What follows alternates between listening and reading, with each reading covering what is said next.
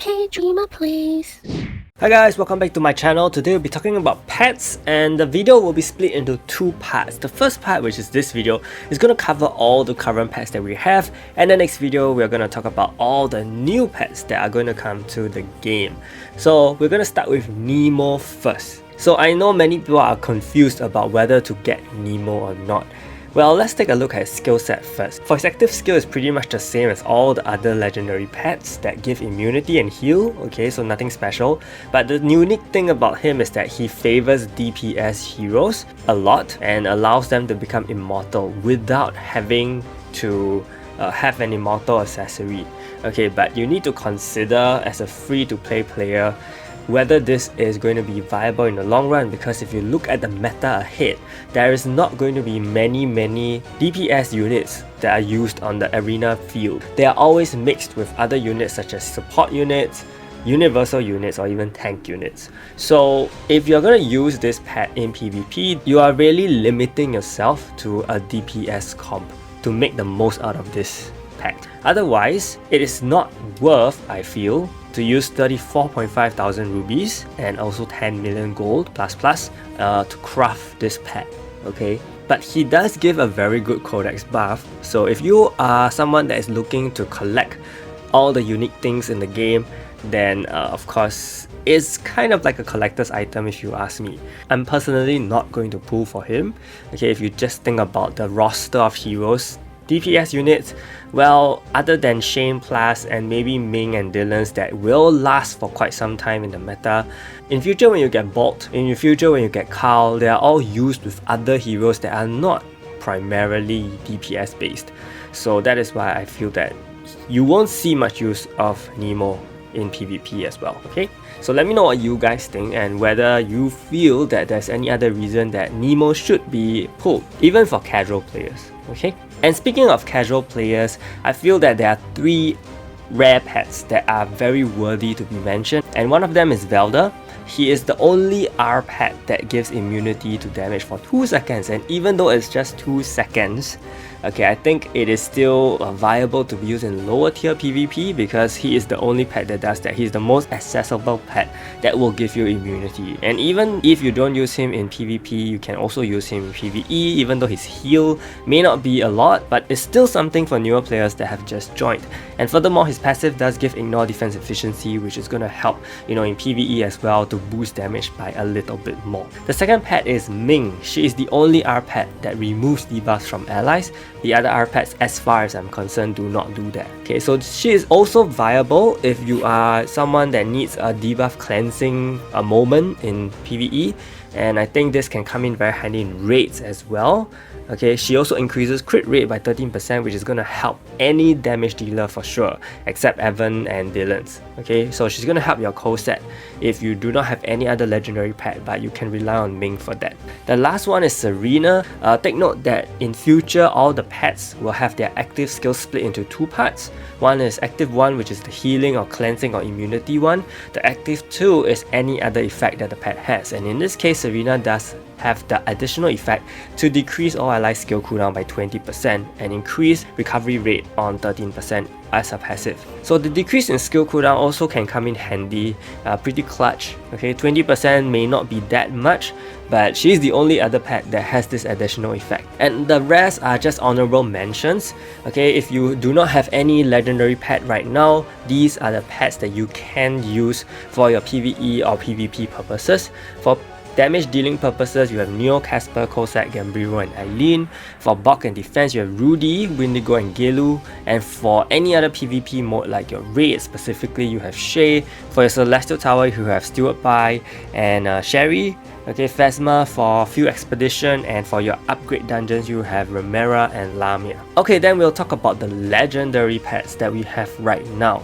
So I think in a general sense, legendary pets can be split into 4 types. The first is the revive type, then the attack speed boosting ones, the immunity providers, and the cleanse ones. For the revive, we have Karin, Aquila, and Gigantus. Karin is by far the best revive pet in the game.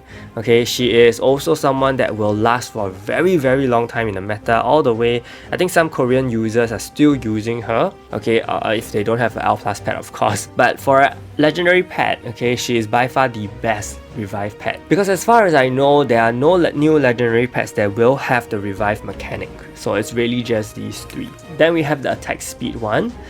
These two are very strictly PvE based. Okay, Nestra Shane is definitely a single target damage booster, very good for your guild raid, very good for raid, very good for even your scenario bosses. Okay, Lizardra is strictly for guild raid. She's definitely one of the best pets to get a high score in guild raid, because she increases your attack in guild raid, decreases your skill cooldown, and also increases your crit rate in guild raid. So yes, she is pretty much a must-have for one of your guild raid teams if you want a good score. And then we have the immunity pets, which currently we do have Len, Rachel, Avalanche, Evan, and Rudy. So based on what I reviewed from Korea players, I think for damage wise, Len is one of the best immunity pets because she increases attack and attack speed. Okay, so this is superior to Rachel. Rachel decreases skill cooldown and also increases damage dealt. But compared to, in a PvP context, attack speed is going to be superior. Avalanche is going to be good for Guild War. And between Evan and Rudy, it turns out that Evan is actually the better defensive pet for immunity purposes, because he straight up gives you increased defense and block rate, while Rudy straight up gives increased defense and reduces damage dealt. So if I understand this correctly based on 7 Knights 1, block is definitely a far superior substat to have, because block technically based on 7 Knights 1 mechanics halves all damage, okay, when you are blocking. So that is why block is very strong, and Evan giving 21% block rate is definitely one of the better pets to have, especially if you have block gear on your heroes. And then we have the debuff cleansing ones. There are many pets that are debuff cleansing right now, and also decrease skill cooldown. But the best pet for that is Yeonhee. Yeonhee is used all the way, even in Korea server, up to a very late stage, especially if you do not have legendary plus pets. Yeonhee is a pet that is very reliable in PvP. She increases your damage dealt overall and also increases your ignore defense efficiency. And that said, she also helps a lot in PvE as well by increasing your damage dealer's damage output. The other 4 pets that we have that also increase damage output include Eileen, Spike, Dylan's, as well as Mercure. They do increase crit rate, I think for Eileen, Spike, as well as Mercure, and then for Dylan, he increases attack and damage dealt. They are less superior because they do not have the ignore defense efficiency aspect to them. And another pet that is highly rated by Korean players is the Phoenix Empress Eileen pet that increases attack speed and combo chance. And this is a pet that is used frequently in Korea server PvP as well, okay, even to a very late stage. In fact, I think it's ranked among the top 3 legendary pets.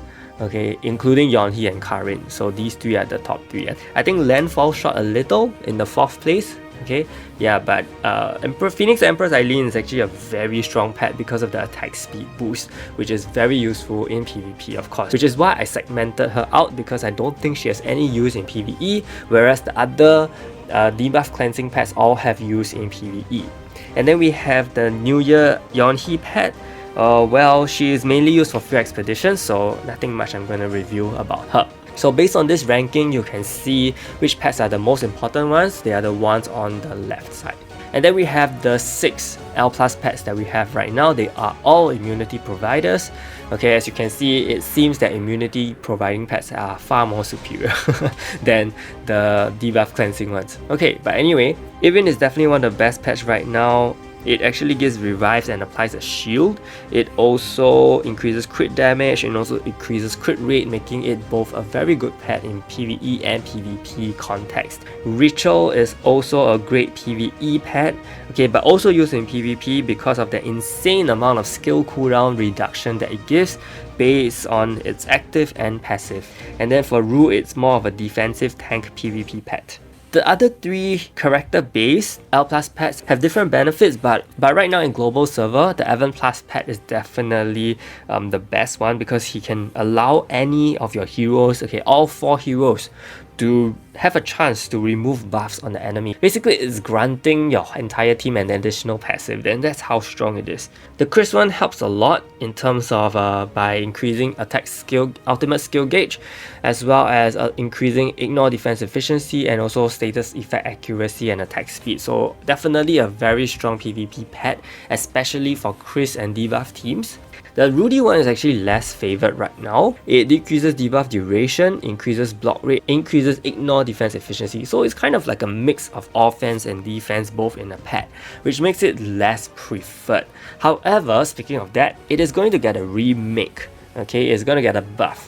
His active skill, he will increase ultimate skill gauge by 30% up from 20%, and he will also no longer have the effect that increases attack by 125 flat points for every 500 defense. Okay, it will straight up just give your allies an increase in attack by 15% for 30 seconds, and it cannot be removed. So this is definitely a far superior effect than what it is having right now. And furthermore, it will also no longer increase your block rate, but increases attack speed and damage dealt. So this makes it viable for the PvP context as well, and I think it can be also used not just for tank teams, as well as for more offensive oriented teams with a tank. Okay. But it's not just Rudy that is getting a remake, the Chris pet is getting a buff as well, although it's a minor one whereby his ultimate skill gauge increase will also become 30%, and he will also increase status effect accuracy rate of allies up to 20% instead of 10% right now. What is more interesting is that he will also have an additional effect on his passive to increase the debuff duration of all debuffs by 15% as well as the accuracy rate. So this is an additional effect that will be added to him, making him better, okay, for what he's intended for, which is for debuff teams. And then for Erin, she is also getting a buff. Can you believe it? Erin is going to recover HP of fallen allies by 60% in future, and also revive, and provide a 20% shield, and also provides debuff immunity which cannot be removed for 5 seconds. Yeah, right now she is lacking the debuff immunity part, which means even after she revives an ally, they can still be debuffed, but in future, once she gets buffed, this will no longer happen. Rue will also get a buff, longer block rate and block efficiency duration, also gives ignore defense resistance, okay, and also decrease damage dealt a little bit more, and also blesses the ally with highest attack with more attack for 15 seconds. These 4 pets, these 4 L plus pets are all getting buffs in future. Evan and Rachel are not getting any buffs. So we've come to the end of the first part of the pet review video. I hope this video helped and you guys have a better idea of which pets are good and not so good. And if it did help, do give this video a like and subscribe to my channel. Big shout out to my channel members Tom, Gonzalo, Jeremy, Chilling, Fahaz, Nick, Yamaki, Bilal, Sai, Kevin and Valence for their support. Stay tuned for the part 2 video for pets. Thank you so much and see you!